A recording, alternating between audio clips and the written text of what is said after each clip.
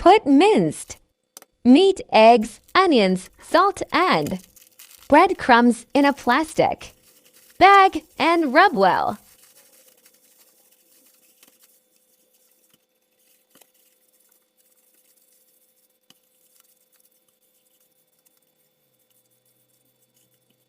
Place the minced meat on the Chinese cabbage that has been microwaved.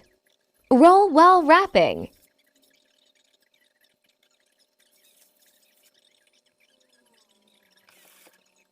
Wrap with pasta and poke at the end to stop.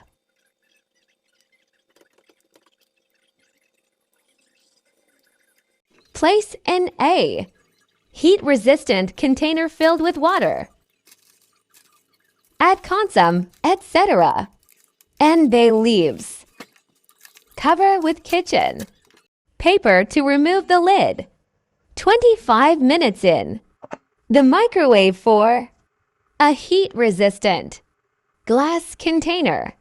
15 to 20 minutes for silicone heat-resistant container.